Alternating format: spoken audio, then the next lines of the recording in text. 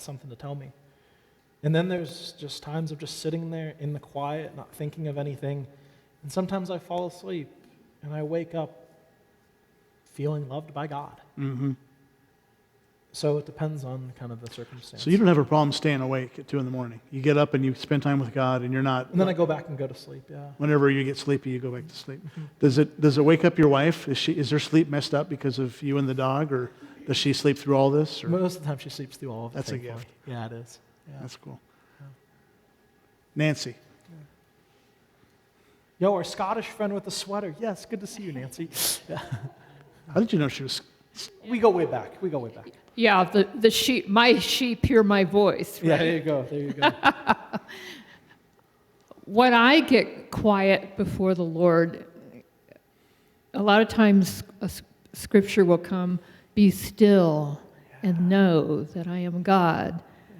Yeah. And I am sitting there with my hands open to hear and to listen.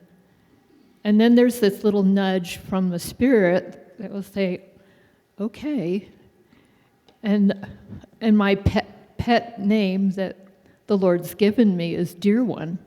And so then I will start writing in my journal.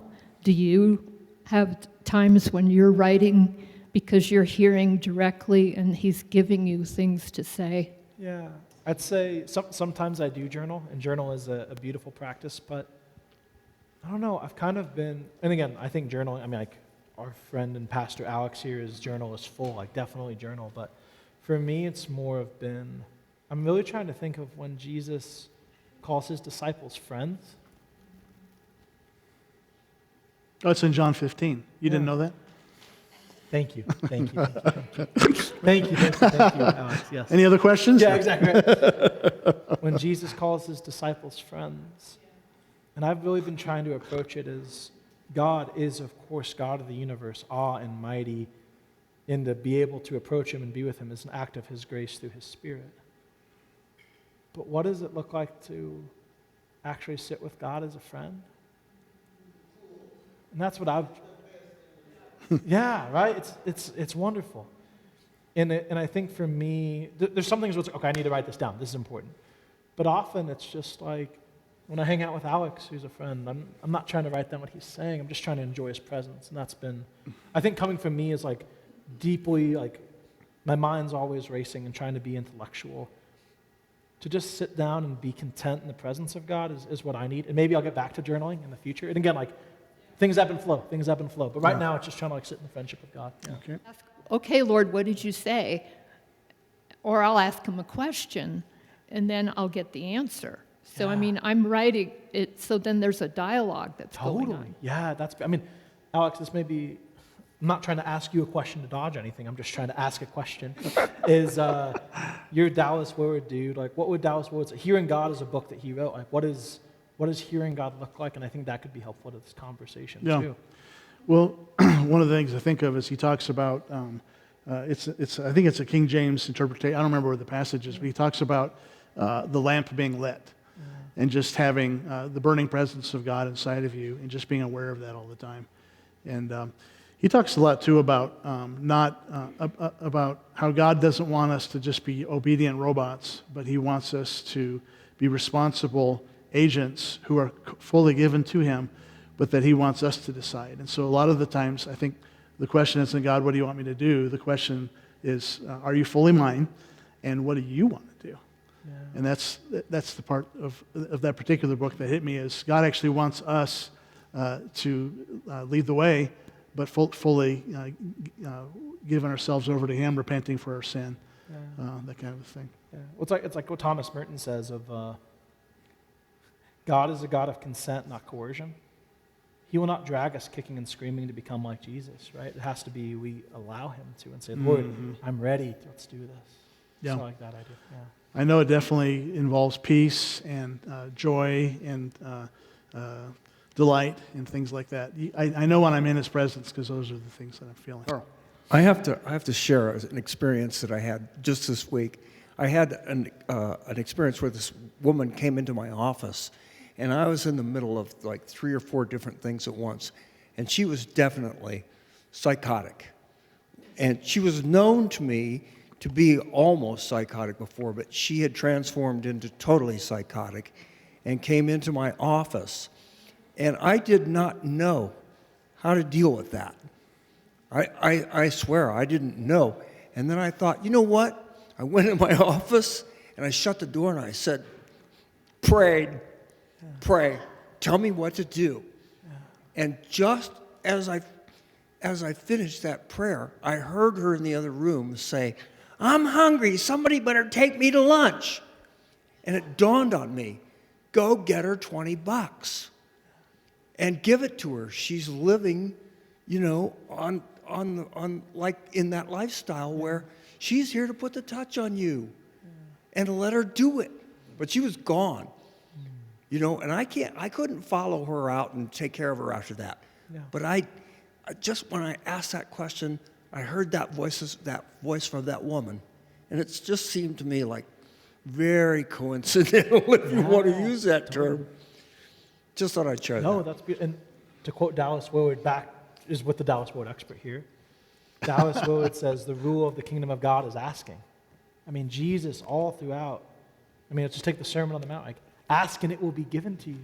Seek and you will find. Knock and that door will be open. Mm-hmm.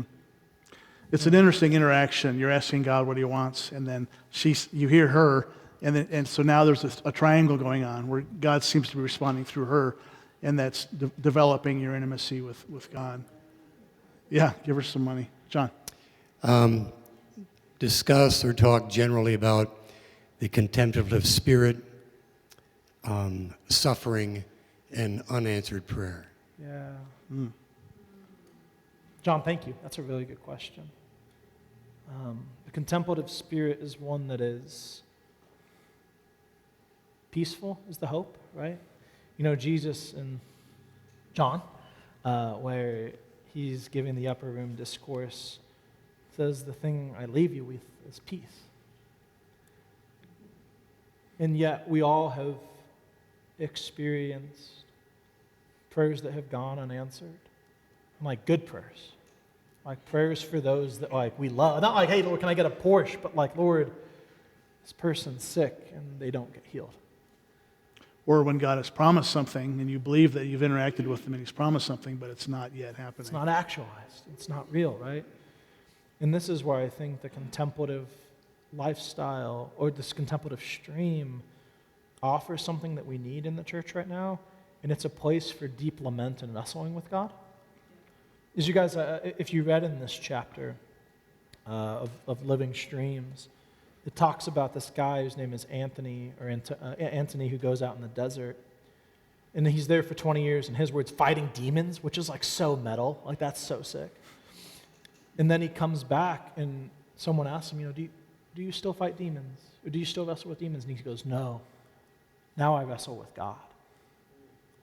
And I think that there is an invitation as we embrace a contemplative stream that we can wrestle with God. That God, this is a fun word, respects us enough to wrestle with us. Just like Jacob, who wrestles with him. Like, he is not afraid for us to actually come to him and lament and say, Lord, why is this not happening?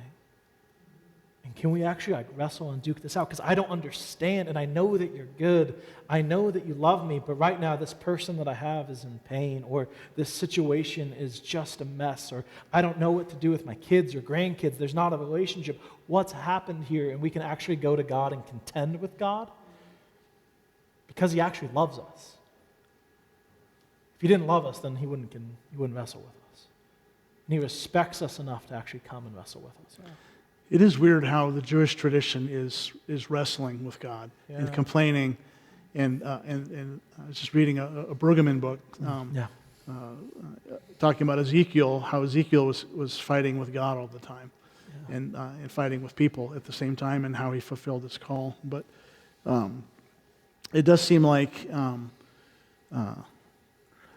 it is tough when we get a promise and there's a gap between the promise and the fulfillment. And how do we get to a place of, do you think wrestling with God, complaining at God, lamenting, pointing out what's not happening to God, do you think that produces some of the fruits of the Spirit? Because we're we're wrestling with him? Like, do we get to a point to where we're tired and we're kind of at peace, through that? And are we missing out on that because we don't want to wrestle with God, because we don't think that's how it works with him? I mean, can we get to a place of peace in lament? Yeah, I think for us to be people of peace, we have to be people of truth. So we have to be honest, right? God, he's not surprised when we lament to him, right? You know what I mean? He's not like, oh my gosh, I didn't know you were feeling that way. But I think of it more as like... He's not like, stop the whining? Yeah, well, I think of it, it's more of like a loving father who like wants their kids to come to him when things are not all right. And just like come and like complain to me, be honest with me. Things are, I know how you're feeling, come to me. And I think when we're honest, it actually allows peace to happen. Because if not, then we're just bubbling it up, right? We're holding it in. If we try to pretend and put a mask on that everything's okay, that's not a life of peace. The peace is honest. So we have to begin, I think, with truth to get the peace. So maybe the answer to the question is just wrestle more vigorously with God. Yeah. Let him have it, like a little toddler kicking his just even like Psalm 88, right? I think it's the only psalm of lament that doesn't end with praise or hope.